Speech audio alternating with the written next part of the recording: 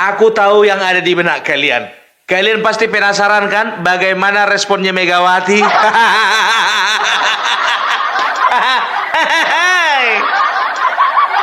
Bukan cuma Megawati, aku pun penasaran bagaimana responnya Deddy Sitorus, bagaimana responnya Yasona Lauli, dan bagaimana juga responnya Adian Napitupulu.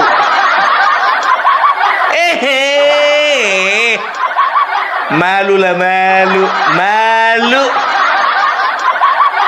Aku masih ingat waktu si Adian Napitupulu menanggapi Bapak Jokowi. Apa dibilangnya? Urusan apa dia turun-turun ke lapangan? Kalau saya ini kan ketua saya ini kan ketua tim pemenangan. Nah dia apa? Sedangkan Bapak Jokowi tidak ketua tim pemenangan bisa menang. Nah kau sebagai ketua tim pemenangan partaimu nggak bisa menang. Apa fungsimu sebagai ketua tim pemenangan? Sia-sia kau diangkat, sia-sia. Tim pemenangan tapi nggak menang. Bapak Jokowi dong, nggak diangkat apa-apa dia. Bergerak sendiri, berjalan sendiri, gandengan tangan sendiri, makan bakso sendiri, makan soto sendiri, makan nasi goreng sendiri. Iya kan? Nggak perlu dia diangkat menjadi tim pemenangan. Udah aku bilang kalau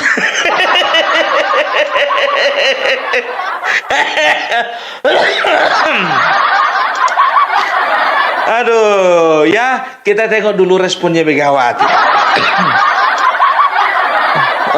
Tapi kalau kalian tengok video ini, tolonglah dulu kalian agak kasihan sedikit ya, jangan kalian ketawa-ketawa ya. Ya, kita dengarkan sama-sama. Assalamualaikum warahmatullahi wabarakatuh. Salam damai sejahtera untuk kita semua. Shalom. Om Swastiastu, Namo Buddhaya. Salam kebajikan, Rahayu. Marilah terlebih dahulu kita petikkan salam nasional kita. Salam Pancasila. Merdeka, merdeka, merdeka. Saudara-saudara, seluruh rakyat Indonesia yang saya cintai dan banggakan. Pada hari ini seluruh rakyat Indonesia telah berpartisipasi memberikan suaranya pada pilkada. Pilkada cermin peradaban bangsa. Dalam pilkada ini saya selalu menyerukan bahwa suara rakyat adalah suara Tuhan. Vox Populi, Vox Dei.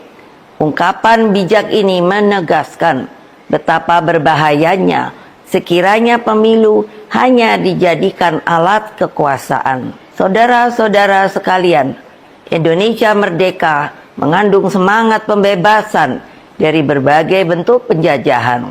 Dengan merdeka, rakyat Indonesia memiliki kedaulatan untuk berserikat, berkumpul, dan menyampaikan pendapatnya secara bebas sesuai hati nuraninya.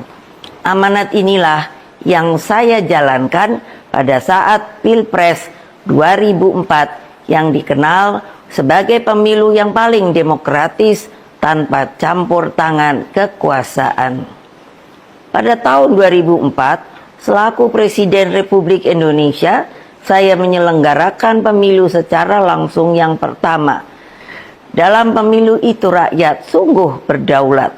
Lalu, mengapa kedaulatan rakyat itu kini dimanipulasi hanya karena kekuasaan? Saya sangat khawatir bahwa hal ini akan terus berjalan di kemudian hari. Oleh karena itu, saya bertanya, di manakah sebenarnya hak dan keadilan dan kedaulatan seluruh rakyat Indonesia yang saya cintai? Saudara-saudara sekalian, demokrasi kini terancam mati akibat kekuatan yang menghalalkan segala cara. Kekuatan ini mampu menggunakan sumber daya dan alat-alat negara. Hal ini nampak di beberapa wilayah yang saya amati terus-menerus seperti Banten, Jawa Tengah, Jawa Timur, Sumatera Utara, hingga Sulawesi Utara, dan berbagai provinsi lainnya. Di Jawa Tengah misalnya, saya mendapatkan laporan betapa masifnya penggunaan pejabat kepala daerah hingga mutasi aparatur kepolisian demi tujuan politik elektoral. Ini tidak boleh dibiarkan lagi, mengingat Mahkamah Konstitusi telah mengambil keputusan penting bahwa aparatur negara yang tidak netral bisa dipidanakan. Saudara-saudara sekalian, saya mengenal Jawa Tengah dengan baik. Saya terpilih sebagai anggota DPR RI 3 kali. Jawa Tengah bukan hanya kandang banteng, namun menjadi tempat persemaian gagasan nasionalisme dan patriotisme. Saya melihat energi pergerakan rakyat, simpatisan, dan kader yang militan, dan seharusnya tidak akan terkalahkan jika pilkada dilakukan secara fair, jujur, dan berkeadilan. Namun, dalam situasi ketika segala sesuatu bisa dimobilisasi oleh kekuasaan, maka yang terjadi adalah pembungkaman. Apa yang terjadi saat ini sudah di luar batas-batas kepatutan etika, moral, dan hati nurani. Karena itulah kepada seluruh simpatisan, anggota, dan kader Partai Demokrasi Indonesia Perjuangan serta seluruh rakyat Indonesia, saya serukan terus-menerus, jangan pernah takut untuk menyuarakan kebenaran. PDI Perjuangan tidak akan pernah lelah berjuang bagi keadilan dan melawan berbagai bentuk intimidasi kekuasaan. Ingat bahwa pilkada seharusnya mencerminkan peningkatan peradaban. Etika, moral, hati nurani harus jelas tergambarkan. Saudara-saudara sekalian, terus jaga semangat perjuangan. Kita tidak pernah menyerah. Kita terus melakukan perlawanan secara terukur dalam koridor hukum. Meskipun kita tahu sekarang ini hukum semakin dibuat jauh dari keadilan. Berkaitan dengan hal tersebut, pertama, jaga dan amankan setiap suara rakyat dengan sebaik-baiknya. Kedua, kumpulkan setiap bukti intimidasi aparatur negara, terutama juga money politics, ketidaknetralan pejabat kepala daerah, dan juga tekanan yang diberikan kepada kepala desa. Ketiga, kumpulkan berbagai bukti yang menunjukkan mobilisasi bansos yang dilakukan secara masif dan praktik-praktik, sekali lagi, money politics yang terjadi. Keempat, kumpulkan berbagai fakta penghadangan seperti yang terjadi di daerah Banten yang menyebabkan ketidakadilan. Kelima, terus galang kekuatan rakyat agar berani menyuarakan kebenaran. Wassalamualaikum warahmatullahi wabarakatuh. Ini Megawati sudah bikin pidato. Kira-kira Bapak Jokowi juga bikin pidato enggak?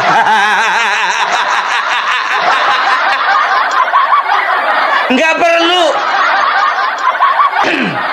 Bapak Jokowi enggak kayak gini modelnya. Kalah bikin pidato. Coba bayangkan kalian, apa kata ibu ini? Demokrasi sudah mati. Dari mana jalannya demokrasi mati? Justru kami ini sedang bereuforia karena apa? Kami merasa bahwa saat ini demokrasi semakin hidup. Iya dong.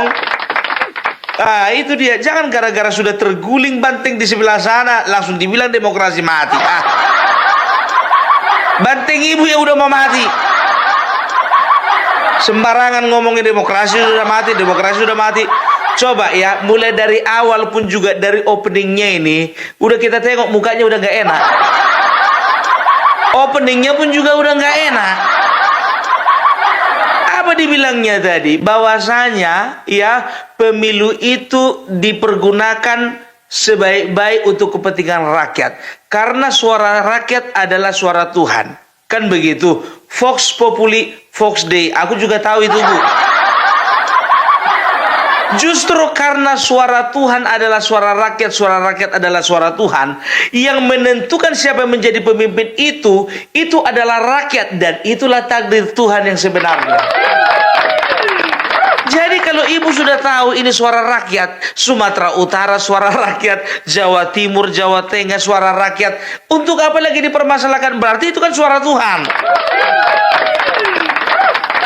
Tapi orang ini nanti lihat aja lah, nanti menggugat juga ke MK. Ujung-ujungnya apa? Berarti ketika kalian menggugat suara rakyat, berarti kalian juga sedang menggugat suara Tuhan.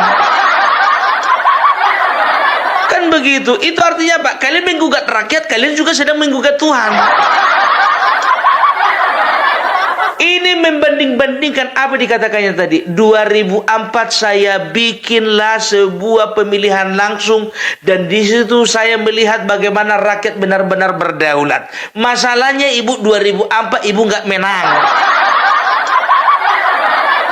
Aku tahu ibu, ya. Sekarang begini. Tahu nggak kalian, peralihan masa pemilihan dari pemilih partai dan langsung memilih wakilnya, ya, memilih orangnya, ya, memang betul tahun 2004, ya.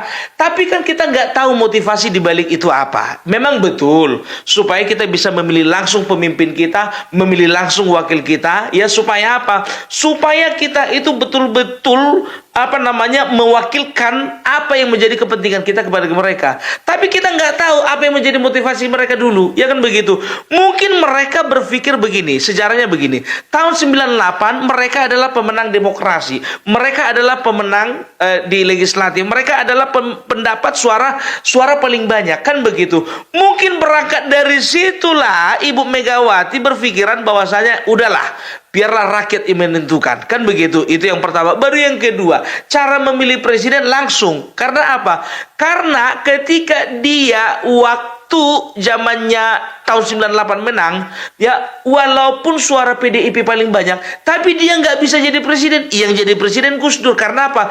Karena beliau menilai ada permainan di DPR dan MPR. Nah, tahun 2004 beliau ini takut akan dimain-mainkan lagi oleh DPR. Mana tahu yang menang mana tahu yang menang adalah partai lain. Contohnya, misalnya, ya, yang menang misalnya contohnya dari Golkar, atau yang menang contohnya misalnya dari Demokrat, atau katakanlah yang menang contohnya dari PDIP sendiri. Karena dia trauma masa lalu akan digoyang di parlemen, maka dibuatlah jalur masyarakat atau rakyat memilih langsung calon presidennya. Cuman masalahnya ibu tidak terpilih. Jadi bisa dikatakan ya rencana ibu gagal total. Ini kita berbicara politik, ya. Kita nggak berbicara prinsip-prinsip di dalam pemilihan, ya. Kalau ku bilang ini bukan kemunduran, ini kemajuan, ya. Jadi ada plus minusnya. Plusnya rakyat bisa memilih langsung wakilnya dan pemimpinnya, ya. Minusnya itu bagi partai ibu. 2004 ibu gagal jadi presiden karena apa? Rakyat melihat SBY lebih layak dan lebih pantas. 2009 begitu juga karena sudah terlanjur rakyat memilih langsung pemimpinnya. Akhirnya Pak, rakyat sekali lagi memilih SBY. Bukan ibu, kan begitu. Dan partai ibu 2004 2009 tenggelam. Ya, jangan gara-gara kalah ibu, ya, maka ibu katakan demokrasi sudah rusak. Kan ibu juga waktu zamannya SBY, ibu kan juga partai ibu kan termasuk partai oposisi. Dan di situ kalian itu beranggapan bahwasanya kalian dikebiri, demokrasi sedang ditindas, demokrasi dikekang, demokrasi dibungkam. Karena apa? Pemenangnya bukan kalian. Cerdas kita, Bu. Begitu. Nah, begitu 2014 menang kalian. Nggak ada cerita pembungkaman demokrasi, pembungkaman suara rakyat, nggak ada. Menang kalian selama 5 tahun, nggak ada kalian salah-salahkan Polri, nggak ada kalian salah-salahkan aparat, nggak ada kalian permasalahkan ada mobilitas di sana. 2014 begitu juga. Nggak ada tuh ceritanya kalian itu komentar misalnya ada penggalangan dana di sana, ada penyaluran bansos di sana, ada bagi-bagi sembako di sana, ada bagi-bagi uang di sana, ada mobilisasi aparat pemerintahan, ada mobilisasi aparat kepolisian. Nggak ada. Gitu loh. Tapi kenapa sekarang 2024 kalau kalian tidak bisa menerima kekalahan, ya minta maaf Ibu, 2029 partai Ibu udah gak ada lagi. Tolonglah, kalau menang, ya nyatakan menang, kalau kalah nyatakan kalah. Jangan waktu menang diam-diam aja, waktu kalah koar-koar. Itu loh, ya. Jadi Ibu nggak usah memframing kami, Bu. Kami nggak mempan. Kami tahu video ini ditujukan kepada kader-kader Ibu, tahu, tapi ini sudah jadi konsumsi publik Ibu. Itu loh, ya. Ini artinya apa? Yang Ibu salahkan kekuasaan, Ibu salahkan tentara, Ibu salahkan pemerintah desa. Masih ingat pileg kemarin, pilpres kemarin, di Boyolali masih ingat? Banyak saksinya mengatakan bahwasanya aparatur pemerintah di sana, apalagi di desa-desa, itu dimutasi gara-gara tidak memilih dari partai Ibu. Beredar luas Ibu, Boyolali. Jangan sangkal itu. Ya walaupun contohnya sekarang itu masih berbicara rumor, tapi kan orang sudah tahu gitu loh. Bahkan ada beberapa video TikTok, kalau misalnya masalah kebenarannya itu kalian cari tahu sendiri. Kenapa ada video TikTok itu, kalau memang itu tidak benar, tangkap dia. Kan begitu. Berarti dia sedang memberitakan berita bohong. Tangkap, laporkan ke polisi. Kan begitu.